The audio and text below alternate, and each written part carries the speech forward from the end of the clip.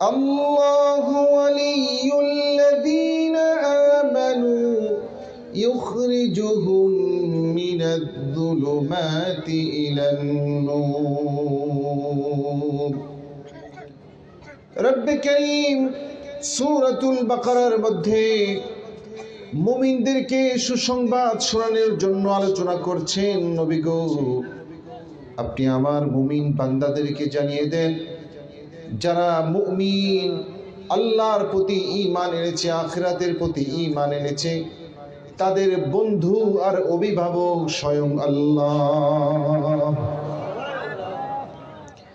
আল্লাহু ওয়ালিয়ুল্লাযীনা আমানু ইখরিজুহুম মিনায-যুলুমাতি ইলান-নূর। যারা মুমিন, স্বয়ং আল্লাহ তাদের বন্ধু, আর আল্লাহ সুবহানাহু ওয়া তাআলা মুমিনদেরকে অন্ধকার থেকে আলোর পথের দিকে টেনে নিয়ে যান। কোরআন হলো আলো, আল্লাহর রাসূলের অমৃত বাণীগুলো হলো আলো। কোরআনের এই আলো যারা ধারণ করবে, হৃদয় দ্বারা ধারণ করবে, আমলের মাধ্যমে যারা বাস্তবায়ন করবে, রব্বুল আলামিন বলেন, ফামান তাবিআ হুদায়া ফালা খাউফুন আলাইহিম ওয়ালা হুম ইয়াহজানুন। যারা আমার হেদায়েত অনুসরণ করবে, আমার কোরআনের বাণীগুলো জীবনে বাস্তবায়ন করবে, আমি আল্লাহ ওয়াদা দিচ্ছি, তাদের ইহকাল এবং পরকালে কোনো ভয় নাই, কোনো পেরেশানি নাই। মুমিন আল্লাহ তাআলার কাছে কত বেশি প্রিয়। রাসূল করিম সাল্লাল্লাহু আলাইহি ওয়াসাল্লাম সাহাবীদেরকে বনি ইসরাইলের চমৎকার একটি ঘটনা শোনাচ্ছেন। ও আমার সাহাবীরা, হযরতে ঈসা আলাইহিস সালামের জামানায় দুজন ব্যক্তি একই সাথে তাদের মৃত্যুর পরওয়ানা লেখা হয়ে গেছে। মানুষ যেদিন জন্মায়, এর আগেই শত শত বছর, সহস্র বছর আগ থেকেই মানুষের মৃত্যুর কথা লেখা থাকে। রব্বুল আলামিন বলেন, তাবারাকাল্লাযী বিয়াদিহিল মুলকু ওয়া হুয়া আলা কুল্লি শাইইন কাদির الذي خلق الموت والحياة ليبلوكم أيكم أحسن عملا وهو العزيز الغفور। বরকতময় সত্তা তিনি সেই বরকতময় সত্তা যিনি তোমাদের জন্য মৃত্যু লিখেছেন এবং জীবন লিখে দিয়েছেন, যাতে তিনি পরীক্ষা নিতে পারেন তোমাদের মধ্যে আমলের দিক থেকে কে সবচেয়ে বেশি উত্তম। এখানে রব্বুল আলামিন মৃত্যুর কথাকে আগে নিয়ে এসেছেন। কি বলেন? আমরা যারা জীবন নিয়ে জন্ম নিয়েছি, মৃত্যুর সাথে আমাদের মোলাকাত হবে তো? রব্বে করিম কোরআনে হাকিমে বলেন, কুল্লু নাফসিন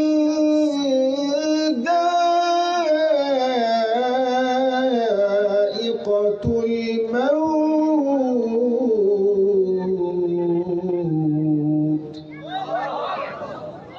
সুম্মা ইলাইনা তুরজাউন।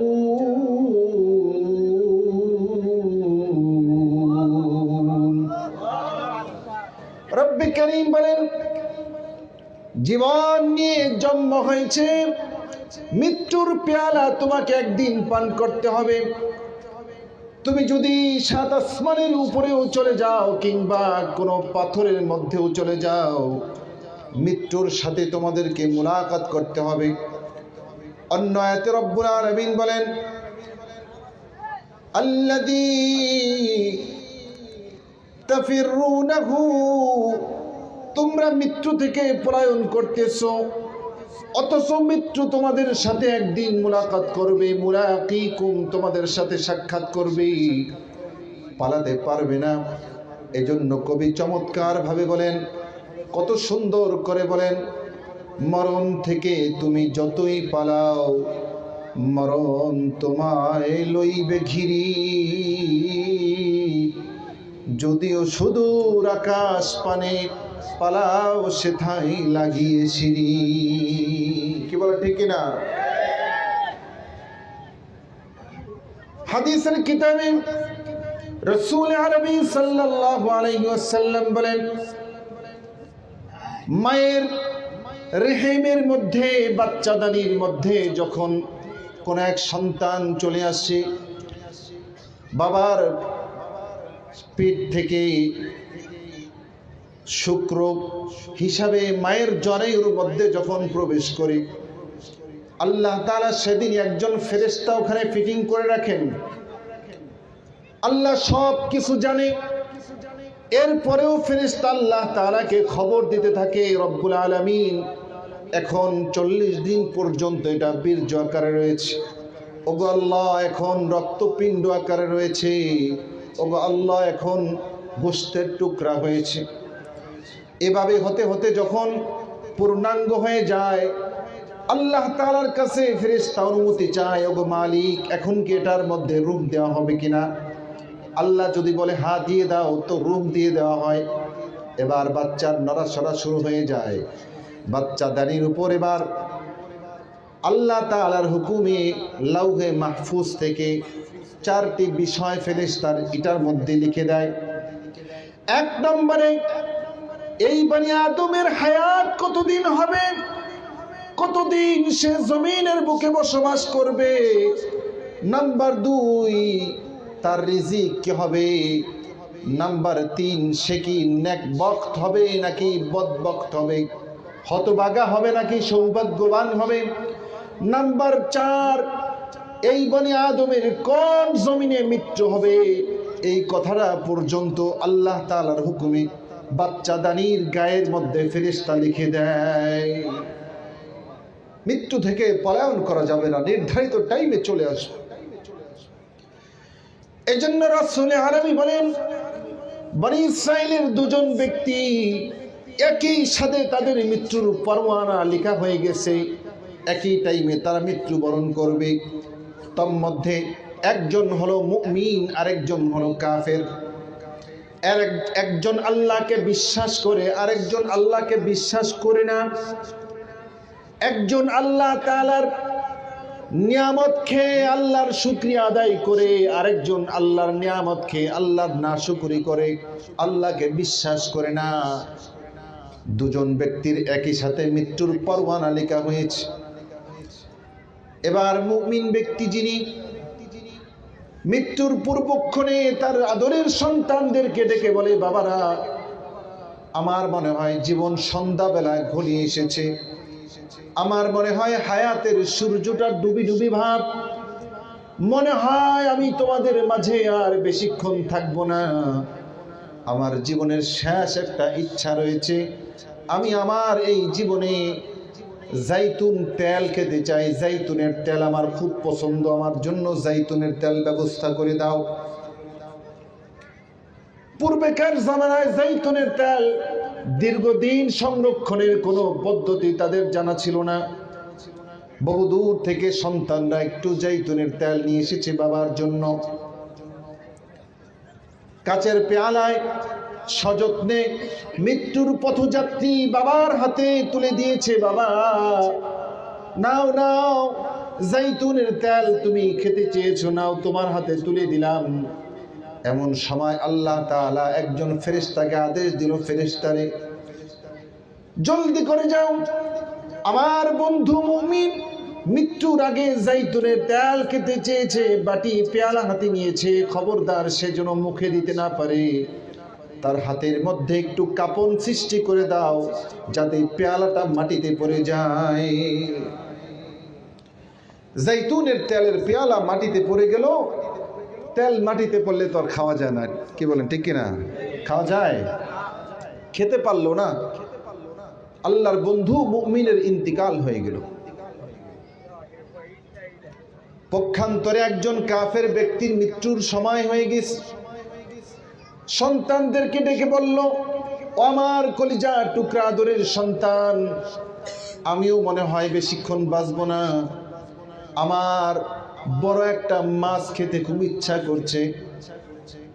সন্তানরা পাশের পুকুরে জাল নিয়ে ঝাঁপিয়ে পড়ল। পুকুরের মধ্যে বড় কোনো মাছ ছিল না। আল্লাহ তাআলা ফেরেশতাকে আদেশ করলো, ফেরেশতা যাও নদী থেকে সুস্বাদু একটা মাছ ধরে এনে পুকুরের মধ্যে ছেড়ে দাও। কাফেরের সন্তানগুলো পুকুর থেকে নদীর মাছটা ধরে নিয়ে গিয়ে স্ত্রীদেরকে বলল, মনের মাধুরী দিয়ে সুন্দর করে রান্না করে দাও। আমার মৃত্যুর পথযাত্রী বাবা জীবনের শেষবারের মতো আমাদের কাছ থেকে মাছ খেতে চেয়েছে, সে যেন ভালোভাবে খেতে পারে। হাদিসের মধ্যে এসেছে সুস্বাদুভাবে রান্না করে দেওয়া হলো, মাছ নিয়ে যাওয়া হলো বাবার সামনে। বড় আদর করে, বড় শখ করে, মজা করে মাছটা খাওয়ার পরে তার ইন্তিকাল হয়ে গেল। এদিক দিয়ে ফেরেশতাদের মধ্যে কানাঘোষা শুরু হয়ে গেছে। হায় হায়, এটা কি হলো? যেই বান্দা সারাটা জীবন ধরে আল্লাহর গোলামি করলো, আল্লাহ তাআলার হুকুমগুলোকে পালন করলো, আল্লাহ তার জীবনের শেষ ইচ্ছাটা অপূর্ণ রেখে দিলেন। অপরদিকে আল্লাহর যেই বান্দা জীবনে আল্লাহকে স্বীকার করে নাই, মুমিনের যেই রব, কাফেরের কিন্তু সেই রব, ঠিক কিনা? নাকি ভিন্ন রব? বানানে ওয়ালা জাত কে? আল্লাহ সব কিছু বানিয়েছেন। কেউ ডান দিকে গেল, কেউ বাম দিকে গেল, কারণ আল্লাহ তাআলার ফয়সালা হলো একটি।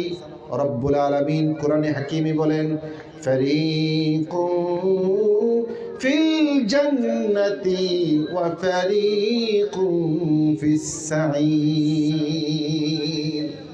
ময়দানে মাহশারে দুটি দল হবে, তিনটিও হবে না, চারটিও হবে না, দুটি দল হবে, দুটি দল। ফারিকুন ফিল জান্নাহ, এক দল যাবে জান্নাতের দিকে, ওয়া ফারিকুন ফিস সাঈর, আরেক দল হবে জাহান্নামে। এই দুটি দল হবে। ফেরেশতাদের মধ্যে কানাঘোষা শুরু হয়ে গেল। আল্লাহ তাআলার কাছে এবার ফেরেশতারা সবিনয় জিজ্ঞাসা করলো, রব্বুল আলামিন, আপনার যেই গোলাম বন্ধু সারা জীবন আপনার হুকুম তালিম করেছে, আপনার আদেশ পালন করেছে, মান্য করেছে আপনাকে, আপনি জীবনের শেষ ইচ্ছাটা তার অপূর্ণ রেখে দিলেন। অপরদিকে আপনার যেই বান্দা, আপনি যাকে নিজ হাতে বানিয়েছেন কিন্তু আপনাকে স্বীকার করে নাই, আপনার সাথে কুফরি করেছে, মূর্তির সামনে, প্রতিমার সামনে মাথা নত করেছে, আপনাকে অপমান করেছে। ওগো রব্বুল আলামিন, আপনি তার জীবনের শেষ ইচ্ছাটা ফেরেশতা দিয়ে নদী থেকে মাছ ধরে এনে তাকে খাওয়ালেন। কারণটা আমরা জানতে চাই। কি বলেন, কারণ আছে কি নাই? রব্বুল আলামিন এবার বললেন, ও আমার ফেরেশতারা রে, মনোযোগ দিয়ে শোনো। আমার যেই বন্ধু সারা জীবন আমার হুকুম পালন করেছে, সে তো আমার বন্ধু, কারণ আমি লিখে দিয়েছি, আল্লাহু ওয়ালিয়ুল্লাযীনা আমানু, যারা ঈমান এনেছে স্বয়ং আল্লাহ হলো তাদের বন্ধু। সুতরাং সে হলো আমার বন্ধু। কিন্তু ফেরেশতারা, আমার এই বন্ধুটা জীবনের দীর্ঘ পথ চলতে গিয়ে তার কিছু ভুল ত্রুটি হয়ে গিয়েছে, কিছু নাফরমানি হয়ে গিয়েছে, কিছু গুনাহ হয়ে গিয়েছে। যেই গুনাহগুলো সে তাওবা করতে পারে নাই, যেই গুনাহ থেকে ক্ষমা চাইতে পারে নাই। আর গুনাহ নিয়ে কেউ যদি কবরের জিন্দেগির মধ্যে পথযাত্রা করে, তার জন্য শাস্তি অপেক্ষা করতেছে, ভীষণ শাস্তি। কারণ আখিরাতের জিন্দেগির প্রথম ঘাঁটি হলো কবর। আল্লাহর হাবিব বলেন, এই প্রথম ঘাঁটি যার জন্য সহজ হয়ে যাবে, পরবর্তী ঘাঁটিগুলো তার জন্য আরো বেশি সহজ। আর এই প্রথম ঘাঁটি যার জন্য কঠিন হয়ে যাবে, পরবর্তী ঘাঁটিগুলো তাদের জন্য আরো বেশি কঠিন, ঠিক কিনা? কবর হলো আল্লাহর হাবিবের ভাষায়, আল কবরু রাউযাতুম মিন রিয়াজিল জান্নাহ আও হুফরাতুম মিন হুফারিন নার। আল্লাহর হাবিব বলেন, কবর হলো কারো জন্য জান্নাতের বাগান সমূহ থেকে একটি বাগান, আবার কারো জন্য জাহান্নামের গর্ত সমূহ থেকে একটি গর্ত। এজন্য আল্লাহ তাআলা বলেন, আমার মুমিন বন্ধু, আমার প্রিয় ব্যক্তিটি যদি কবরের মধ্যে গুনাহ নিয়ে প্রবেশ করে, কে আলেম, কে হাফেজ, কে মাওলানা, কে মুফতি, এগুলা কবর দেখবে না। কবর দেখবে কার ঈমান আছে না কামল আছে, কে নামাজ রোজা যাকাত নিয়ে কবরে প্রবেশ করলো। কথা বলেন ঠিক কিনা? নাকি কবর দেখবে কে এমপি, কে মন্ত্রী? এটা দেখবে? দেখবে এটা? কবর দেখবে কার ঈমান আছে, নেক আমল আছে, কোন ব্যক্তি জমিনের বুকে নম্রভাবে চলাফেরা করেছে, মানুষের অন্তরে কষ্ট দেয় নাই, মানুষের হক নষ্ট করে নাই। ঠিক কিনা? আল্লাহ রাব্বুল আলামিন এবার বলেন, আমার ফেরেশতারা, আমার এই মুমিন বন্ধু তাওবা করতে পারে নাই, তার যত সামান্য গুনাহ ছিল, এজন্য আমি আল্লাহ হিকমত করে তার জীবনের শেষ ইচ্ছাটা অপূর্ণ রেখে তার জিন্দেগীর সব গুনাহগুলো মাফ করে দিয়েছি। এজন্য মুমিন বিপদে পড়লে তার কোনো ক্ষতি নাই। ঠিক কিনা? মুমিন বিপদে পড়ে, সে যদি সবর করে, ধৈর্য ধারণ করে, তার কি পরিমাণ নেকি হয়, কি পরিমাণ নেকি হয়। আল্লাহর হাবিব বলেন, এক বনি আদম হাশরের মাঠে দেখবে তার অনেকগুলো নেকি, অনেক হজের সওয়াব, অনেক উমরার সওয়াব, অনেক দান সদকা নামাজের সওয়াব। আল্লাহকে বলবে, আল্লাহ আমি তো এগুলা করি নাই, এগুলা কই থেকে আসলো? কারণ কে কি আমল করছে জানা হয়ে যাবে কিনা। রব্বুল আলামিন বলেন, ফামান ইয়ামাল মিসকালা যাররাতিন খায়রান ইয়ারা ওয়া মান ইয়ামাল মিসকালা যাররাতিন শাররান ইয়ারা। কেউ যদি যাররা পরিমাণ নেক আমল নিয়ে হাশরের মাঠে যায়, সেও সেটা দেখতে পাবে। আর কেউ যদি যাররা পরিমাণ গুনাহ নিয়ে হাশরের মাঠে ওঠে, সেদিন সেটাও সে দেখতে পাবে। সব কিছু দেখা হয়ে যাবে। তো মুমিন বলবে, রব্বুল আলামিন আমি তো এই নেক আমলগুলো করি নাই, আমার আমল নামায় এত নেক কিভাবে আসলো? আল্লাহ তাআলা বলবেন, বন্ধু আমার, তুমি অনেক বিপদে পড়েছিলে, কিন্তু হাহুতাশ করো নাই, না শুকরিয়া করো নাই, আমার জন্য ধৈর্য ধারণ করেছ। আর আমি আল্লাহ কোরআন হাকিমের মধ্যে এমন একটা ইবাদতের কথা লিখে দিয়েছি, প্রত্যেক ইবাদতের বিনিময় একটা লিমিট থাকবে।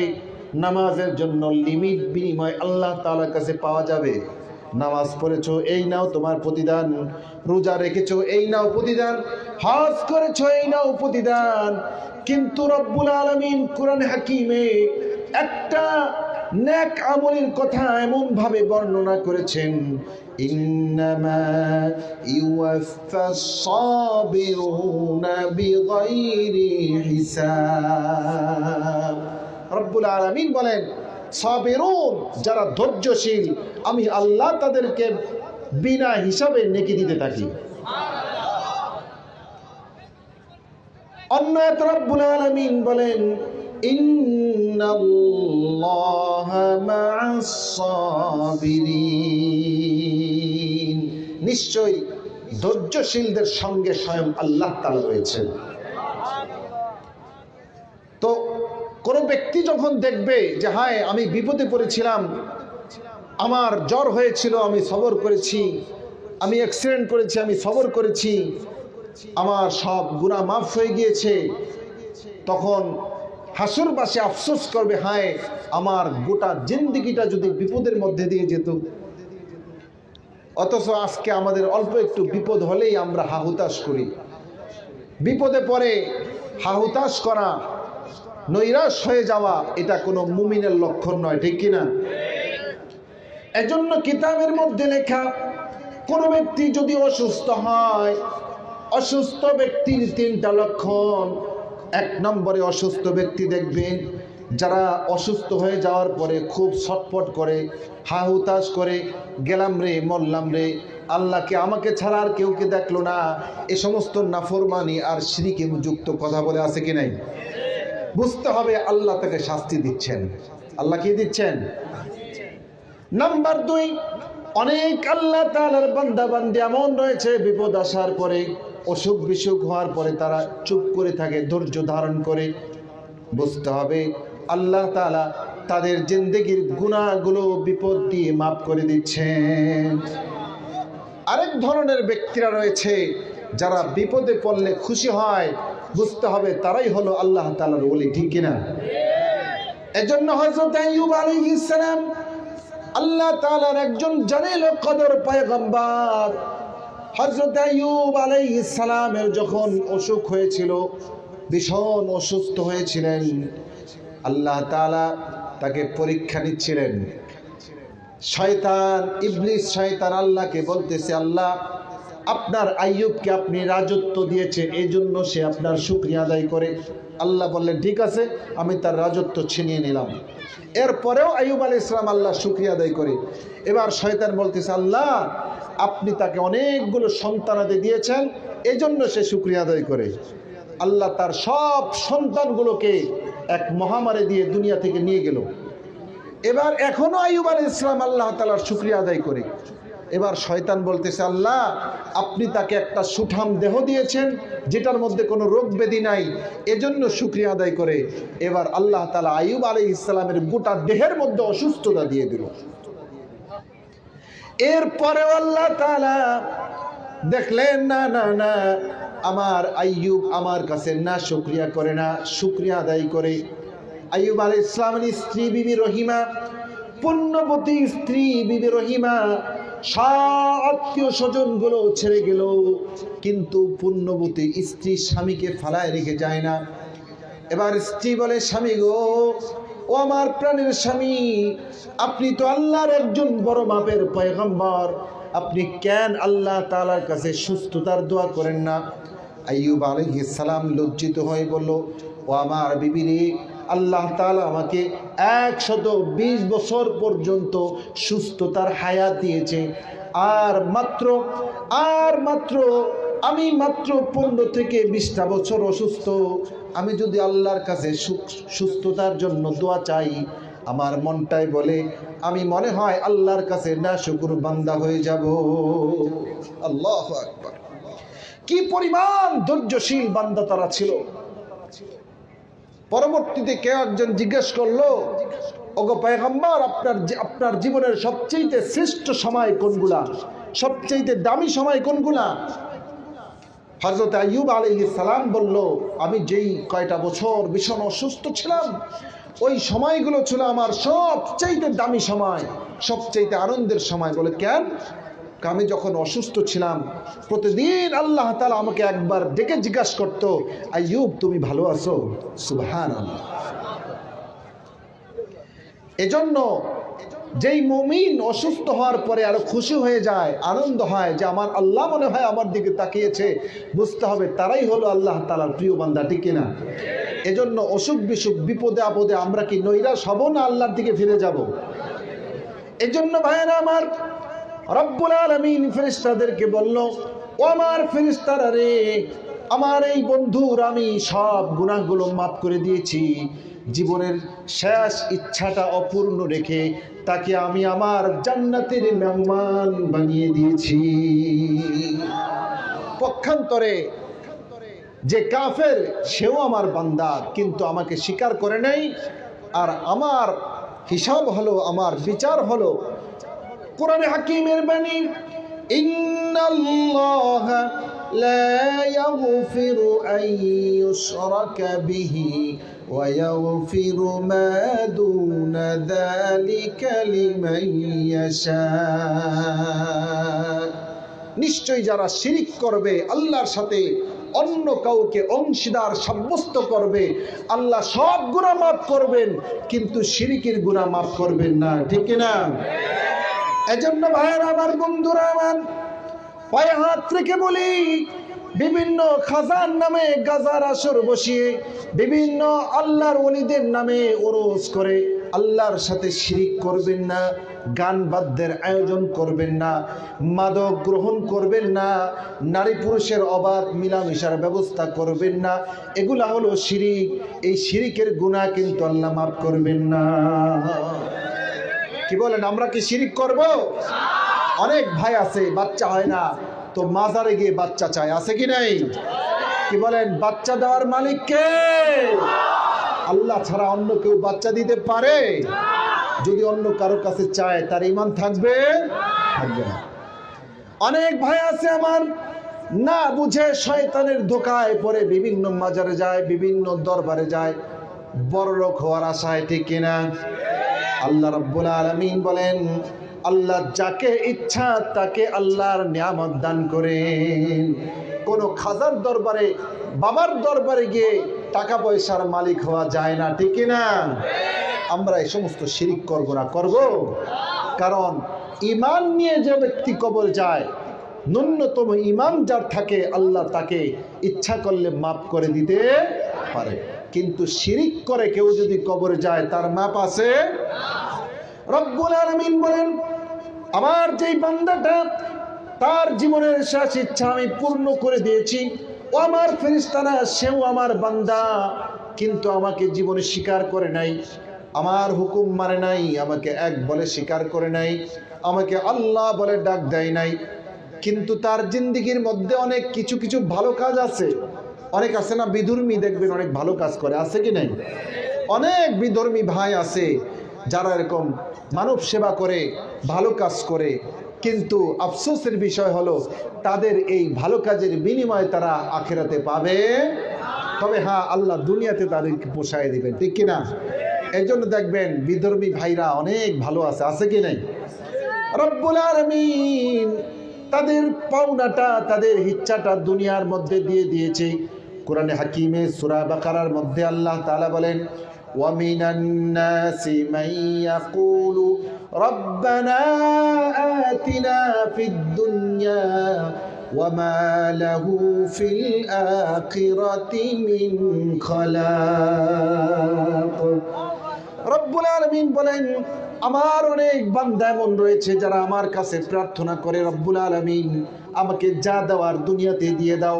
আল্লাহ বলেন, ওয়ামা লাহু ফিল আখিরাতি মিন খালাক, আখিরাতে জান্নাতে তার ন্যূনতম কোনো অংশ নাই। আর পক্ষান্তরে মুমিন যারা, তারা কি দোয়া করে? আল্লাহ বলেন, ওয়ামিনহুম মান ইয়াকুলু রাব্বানা আতিনা ফিদ দুনিয়া হাসানাতাও ওয়া ফিল আখিরাতি হাসানাতাও ওয়া কিনা আযাবান নার। যারা মুমিন বান্দা তারা আমার কাছে প্রার্থনা করে, ওগো রব্বুল আলামিন আমাকে দুনিয়াও কল্যাণ দান করো আর আখিরাতেও কল্যাণ দান করো, আর জাহান্নামের আগুন থেকে আমাদেরকে বাঁচাও। সুবহানাল্লাহ। তো আল্লাহ বলেন, ফেরেশতারা, আমার যেই বান্দাটা আমাকে স্বীকার করে নাই, কাফের, কিন্তু তার জীবনের কিছু ভালো কাজ ছিল, সে যাতে আখিরাতে আমার কাছে বিনিময় চাইতে না পারে, এজন্য আমি আল্লাহ তার জীবনের শেষ ইচ্ছাটা পূর্ণ করে দিলাম, আখিরাতে তার জন্য আগুন ছাড়া আর কিছু। এজন্য ভাইরা আমার, বন্ধুরা আমার, জীবনের যে অল্প কয়েকটা হায়াত নামক মহা দৌলত দিয়ে আল্লাহ তাআলা আমাদেরকে এই পৃথিবীর মধ্যে পাঠিয়ে দিয়েছেন। এই স্বল্প দিনের হায়াতের মধ্যে আমরা আমাদের জীবনকে অশ্লীলতা দ্বারা, পাপ দ্বারা, পঙ্কিলতা দ্বারা, মাদক দ্বারা, জিনা ব্যভিচার দ্বারা, অবৈধ উপার্জন দ্বারা আমরা আমাদের জীবনটাকে কলুষিত করতে চাই না। পক্ষান্তরে আল্লাহর কোরআন, রাসূলের সুন্নাহ দ্বারা আমাদের জিন্দেগিকে সুসজ্জিত করে আল্লাহর জান্নাতের মেহমান হতে চাই, ঠিক কিনা? এজন্য ভাইয়েরা আমার, আমাদেরকে হালাল হারাম বিবেচনা করে চলতে হবে। এই ঘাটের মধ্যে অসংখ্য ব্যবসায়ী ভাইরা রয়েছে। আল্লাহর রাসূল হাদিসের মধ্যে বলেন, আত-তাজিরুস সাদুকুল আমিন মা'আন নাবিয়িনা ওয়াস-সিদ্দীকিনা ওয়াশ-শুহাদা'i ওয়াস-সালিহিন। যারা সৎ ব্যবসায়ী, আমানতদার ব্যবসায়ী, ওজনে কম দেয় না, মালে ভেজাল দেয় না, অখাদ্য কুখাদ্য খাওয়ায় না, সৎভাবে ব্যবসা করে। আল্লাহ রসুল বলেন তাদের আখিরাত আর হাসর হবে নবীদের সাথে। বলেন সুবহানাল্লাহ। সর্বশেষ ইসলামিক ভিডিও সবার আগে পেতে আল হাদি মিডিয়া সাবস্ক্রাইব করে পাশে থাকা বেল আইকনটি ক্লিক করুন। ধন্যবাদ।